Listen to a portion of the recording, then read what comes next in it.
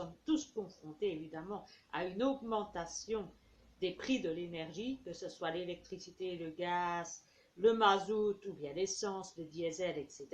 Pas besoin d'en faire un long discours. Et on entend parler depuis ces derniers jours de l'idée, et d'ailleurs l'idée a fait son chemin puisque maintenant on l'admet, c'est de taxer les surprofits. Mais avant de savoir s'il faut les taxer, si c'est normal de les taxer, faudrait-il encore savoir et s'entendre sur ce que l'on appelle surprofit. Et au final, est-ce que si on venait à taxer ces surprofits, est-ce que cela serait vraiment intéressant pour le consommateur et les entreprises? C'est ce que nous allons développer aujourd'hui. Voyons ensemble la notion de surprofit. Il faut distinguer 3 catégories de surprofit. La première catégorie, qui est une catégorie tout à fait normale, c'est le cas d'entreprises ou de petits commerçants qui sont confrontés pour l'instant à des livraisons retardées, à des approvisionnements insuffisants ou rares, également des coûts de production plus élevés, ce qui fait que leurs coûts augmentent, que ce soit sur les coûts de fabrication ou les coûts d'achat. Et de toute évidence, une fois que ça a lieu, eh bien, ils répercutent ce coût sur le prix de vente à leurs clients, qu'ils soient entreprises ou particuliers. Ce qui est tout à fait normal. Ça fait partie de la logique des choses du commerce. Ce sont les producteurs d'énergie fossile. Qu'entend-on par énergie fossile? On peut citer le pétrole et également, plus près de nous, le charbon. Voici 2 exemples pour vous éclairer un peu sur ce qu'on entend par matière fossile. Les prix ont fortement augmenté, mais c'est dû surtout à l'envolée des prix liés aux coûts de production. Évidemment, suite à cela, eh bien, leurs profits ont également augmenté. Mais à savoir aussi que lorsque les prix ne flamberont plus et que la situation va s'inverser, eh bien, les prix repartiront à la baisse. Par conséquent, le profit qu'ils viennent de faire, eh bien, oui, c'est des surprofits. Et la Commission européenne l'a bien compris, mais dans une moindre mesure que de manière, je vais dire, exagérée. La Commission européenne a été un peu plus indulgente avec ces sortes de surprofits, comme on les appelle, et elle a décidé de taxer ces producteurs à 33%, ce qui correspondrait à une rentrée européenne de 25 milliards. Et la catégorie des producteurs d'énergie en dehors du gaz. En effet, le prix de l'électricité est calculé sur le coût de production. Eh bien, pas tout à fait. Ça se calcule en fait sur l'extra-mile, c'est-à-dire des coûts marginaux que l'on calcule sur les derniers pourcentages d'électricité produits. Et ce calcul se fait sur la base du prix du gaz. Et comme vous le savez tous, le prix du gaz est augmenté, je parle de la Belgique, 10 fois son prix, et bien l'électricité a été multipliée par 10. Le problème, il est là, c'est que lorsqu'on a affaire à des entreprises qui se disent fabriquer de l'électricité sur base d'énergie verte, c'est-à-dire à partir du soleil, du vent, de la géothermie, etc., Poutine n'a pas le pouvoir, évidemment, d'arrêter le vent, ni le soleil, ni rien du tout. Et ils n'utilisent pas du gaz pour fabriquer leur énergie, leur électricité. Or, ils calculent le prix de l'électricité à leurs clients sur la base de l'augmentation du prix du gaz, alors qu'ils n'ont aucun coût lié au gaz. Par conséquent, ils se prennent des plantureux bénéfices, voire des surprofits aberrants. Et là, la Commission européenne l'a bien compris et elle a décidé de les taxer sur base d'un mégawattheure qui se situe en dessous de 200 €, plus exactement vers 180 € le mégawattheure, ce qui est quand même encore relativement bas. et compte ainsi surtaxer 117 millions d'euros. Voilà.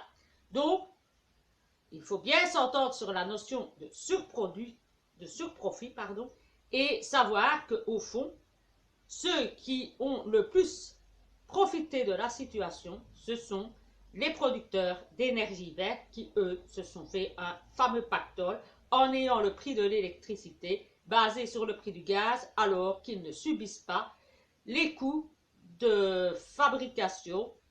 On peut dire que cette situation, on ne peut pas reprocher aux entreprises qui sont des énergies vertes de pratiquer comme ça, puisqu'on leur a imposé ce type de calcul et de calculer leur électricité sur la base du prix du gaz. Eux, ils n'en peuvent rien, ils appliquent ce qu'on leur a imposé. C'est vrai qu'on les surtaxe maintenant, mais je pense qu'au lieu de surtaxer, il serait peut-être bon de revoir la manière de calculer le coût de l'électricité une bonne fois pour toutes et en tenant compte de la manière de la fabrication, etc. Surtaxer les surprofits va régler le problème. C'est peut-être aller vite en besogne, parce que si l'on se remet au niveau européen, les chiffres que je vous ai donnés, c'est les chiffres de la France, et bien si on remet ça à l'échelle européenne, ça revient à dire qu'il rentrerait au niveau de l'Europe 700 millions d'euros, et si l'on réfléchit un peu, il y a 447 millions d'habitants. Évidemment, tout le monde n'est pas client. Certains vivent à deux, et d'autres sont des enfants, et d'autres sont en maison de repos. Donc, on va dire qu'on va diviser le chiffre de 447 millions, on va retirer la moitié. Donc, si nous avons à peu près 200 millions d'habitants, et qu'on a des taxes qui ont permis de rapporter 700 millions d'euros, eh bien, ça veut dire que 700 millions divisé par 200 millions, j'ai pas l'impression qu'avoir taxé les surprofits vont vraiment amener une solution au problème de chacun d'entre nous. En plus, le fait de taxer les entreprises, ça va pas non plus leur faire très plaisir. Alors, j'ai réfléchi un peu à ce point de vue-là, et je me suis dit, au fond, si on commence à surtaxer les entreprises quand elles font du profit, mais quand elles sont en perte, qu'on ne les aide pas, à un moment ou à un autre, bien, qu'est-ce qu'elles vont faire? Eh bien, elles vont aller installer leur siège d'activité dans un pays où ils ne seront pas surtaxés et laisseront leurs unités dans les pays européens, et ainsi, ils éviteront d'être surtaxés. La deuxième conséquence qui peut arriver, eh bien, c'est tout simplement qu'ils ferment boutique, carrément tout délocaliser et partir carrément à l'étranger. Ça n'arrangerait pas, évidemment, nous, utilisateurs d'électricité de toute matière énergétique, puisque l'on se retrouverait sans usine capable de fabriquer de l'électricité, et en plus, on se retrouverait avec une masse de personnes au chômage. Quand on voit que parce qu'ils font des profits et que les gens sont en difficulté, on vient surtaxer tout d'un coup comme ça et on pond rapidement des législations pour aller surtaxer, est-ce encore des situations juridiques agréables dans lesquelles on puisse travailler, et est-ce que ça amène encore de la confiance? Pour amener des entrepreneurs à investir dans un pays, il faut qu'il y ait de la confiance, il faut évidemment qu'il y ait des avantages, mais il faut aussi avoir une certaine stabilité juridique. Et si à chaque fois qu'un élément arrive, on pond des lois pour sauver une situation sans tenir compte de ce qui a été conclu à la base et en revenant continuellement sur les accords passés, ici, c'était pas une nationalisation, ici on a inventé de ponctionner les profits des entreprises, alors que quand elles se sont installées, on n'a jamais dit que l'hypothèse pourrait arriver.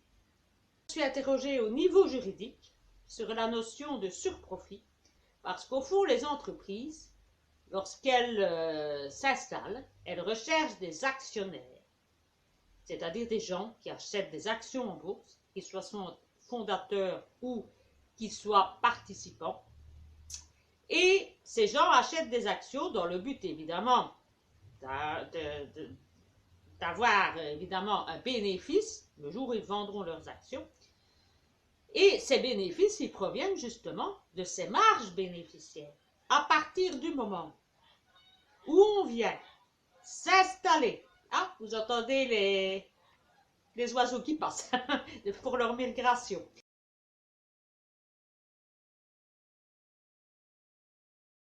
Les actionnaires qui investissent dans une entreprise, ils prennent énormément de risques et le risque paye puisqu'ils ont des dividendes en conséquence des risques qu'ils ont pris, ce qui est évident. Et lorsqu'ils gagnent de l'argent, eh bien, ils n'ont droit à rien, et quand ils perdent, eh bien, on leur donne rien non plus. Est-ce qu'on croit que les actionnaires vont continuer à investir dans une société en sachant qu'ils risquent de jamais obtenir un quelconque bénéfice des risques qu'ils ont pris? À réfléchir. Enfin, au niveau philosophique, je me suis posé la question de me dire, mais au fond, a-t-on encore la liberté? Quelle devient notre liberté en 2000?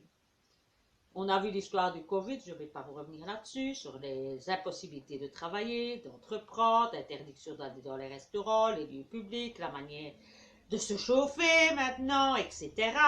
Maintenant, la manière d'investir, etc. Et spectacle qui devient de plus en plus intrusif dans nos vies de tous les jours. Et est-on encore réellement dans une démocratie? Quand on voit ça, c'est un peu dans l'histoire des actions que l'on prélève finalement pour renflouer tout le monde. Ben, c'est un peu l'histoire du livre. On prend aux riches pour donner au monde, aux autres, aux pauvres, à ceux qui ne s'en sortent pas, dans un esprit de valeur sociale, d'aider tout le monde. Il faut être solidaire de tout le monde. Ça vous rappelle peut-être quelque chose. Et ça veut dire qu'on va arriver à une sorte de niveler la population. Mais en tout cas, on nivelle toujours par le bas, jamais par le haut. Donc, c'est faire devenir les riches de moins en moins riches. Principalement, les premiers touchés, ce sera la classe moyenne. Et de donner un peu plus aux pauvres et ainsi de niveler les populations dans une richesse plus ou moins égalitaire. Et cette sorte d'égalité, c'est au fond une sorte d'égalité qu'on appelle satanique dans certaines philosophies. Et on se rend compte que quand on veut niveler les gens, les mettre sur le même pied et assurer une certaine égalité, c'est tout au fond nier la liberté et créer la contrainte. Ils sont quand même maîtres à l'intérieur de leur pays et ça remonte à très très très longtemps des erreurs dans la politique énergétique. À bientôt avec de nouveaux sujets et courage à vous, gros pull oblige hein, et soleil, au moins on ne le paye pas encore, au moins jusqu'à présent. Allez, à bientôt les amis.